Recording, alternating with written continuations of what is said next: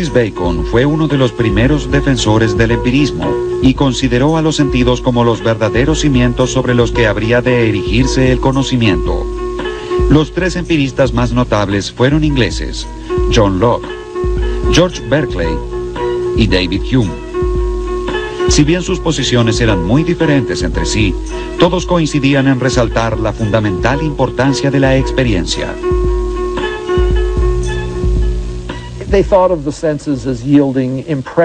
Consideraban que los sentidos producían impresiones o ideas en la mente, lo que nosotros conoceríamos como imágenes visuales. Es decir, que algo se vea de un cierto color y con una cierta forma. Y sostenían que estos datos sensoriales eran estados mentales u objetos que se presentan a la mente y están dentro de ella. John Locke fue un enemigo de la tiranía en todas sus formas y se opuso vehementemente a la noción cartesiana de las ideas innatas. Locke sostuvo que si estas verdades generales, como los principios lógicos y matemáticos, fueran innatos, un niño los conocería por sí mismo y no habría necesidad de enseñárselos. Debido a que las ideas innatas no existen, la mente humana se comporta como un papel en blanco que va adquiriendo contenido a través de la experiencia. Según Locke, una idea es toda representación que podamos tener en la mente. Lo que debemos hacer es trabajar con la experiencia y generalizar desde la experiencia. Y por ello hay cosas que nunca podremos saber, y hay otras que solo podemos conocer de manera imperfecta, en la medida en que la experiencia nos las muestre. Obsérvese a un niño desde su nacimiento y se verá cómo con el paso del tiempo, la mente se despierta más y más por los sentidos. Piensa más a medida que posee más materia para pensar. Si se pregunta cuándo un hombre empieza a tener ideas, creo que la verdadera respuesta es cuando tiene la primera sensación. El clérigo irlandés George Berkeley fue el siguiente gran empirista inglés. Al igual que Locke y Hume, Berkeley depositó su confianza en la experiencia sensorial.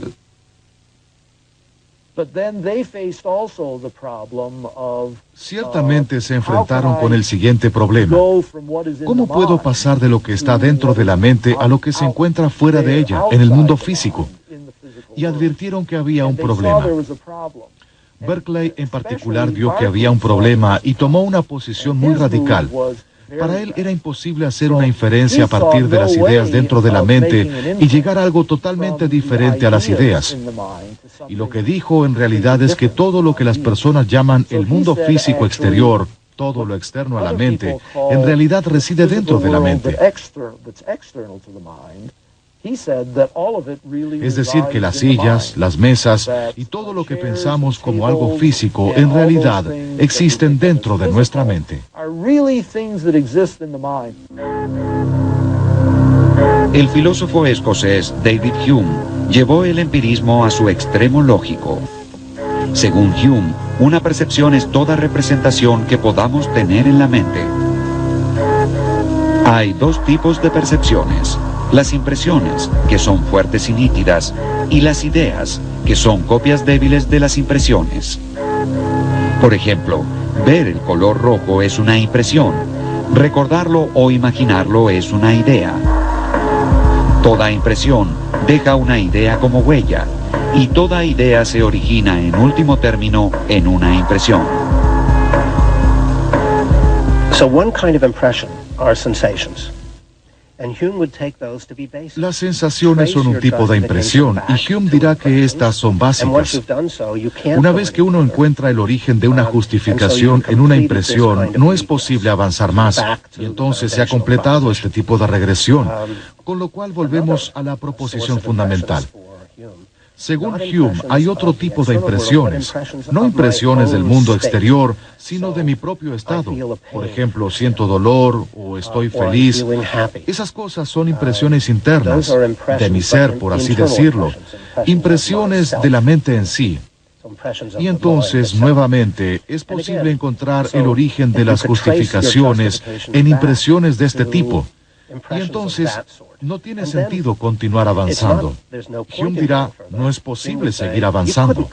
Hume escribió: la mente es una especie de teatro en el que distintas percepciones se presentan de forma sucesiva. Hume creía que las impresiones pueden ser simples o complejas. Un color, por ejemplo, es una impresión simple, pero un objeto tal como una manzana genera una impresión compleja porque incluye, aparte del color, otras dimensiones de la experiencia, como el tamaño, el gusto y demás. Una idea también puede ser simple o compleja. Muchas ideas complejas no se originan en la experiencia, sino que son el resultado de combinar en nuestra imaginación ideas simples o complejas que sí provienen de la experiencia. Hume llamó asociación a la actividad de relacionar ideas en la mente. La asociación puede ser de tres tipos: por semejanza, por contigüidad y por causalidad. Hablamos de semejanza cuando vemos el retrato de una persona y pensamos en la persona retratada. Decimos contigüidad cuando desde una ventana vemos un techo y suponemos que allí debajo hay una casa. Finalmente, la causalidad se refiere a nuestra expectativa de que ciertos hechos sean siempre seguidos por otros.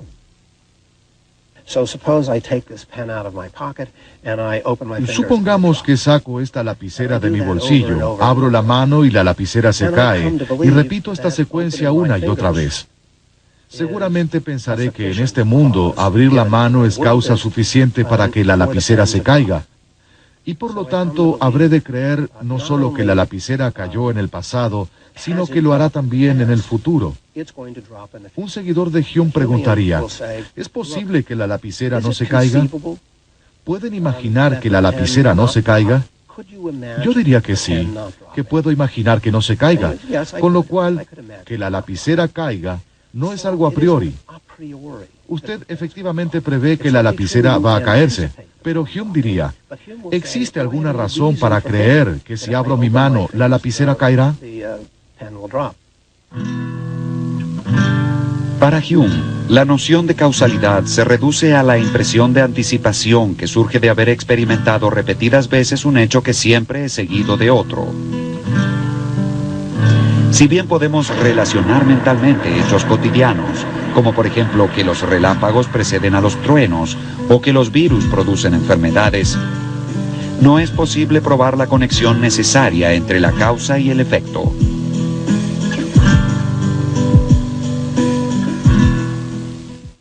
Cuando miramos los objetos externos en torno nuestro y examinamos el modo de operar de las causas, nunca podemos descubrir ninguna fuerza o conexión necesaria, ninguna cualidad que vincule el efecto con la causa y haga que el efecto sea una consecuencia inevitable de la causa. Solo encontramos que, de hecho, el uno sigue realmente a la otra. Hume sostenía que si bien podemos anticipar hechos que suceden en una secuencia, no es posible probar la existencia de una conexión necesaria entre ellos. ¿Quiere decir entonces que no es posible relacionar efectos y causas para elaborar teorías sobre el mundo? En ese caso, ¿qué sucede con la ciencia, una de las incursiones más importantes dentro de la teoría del conocimiento?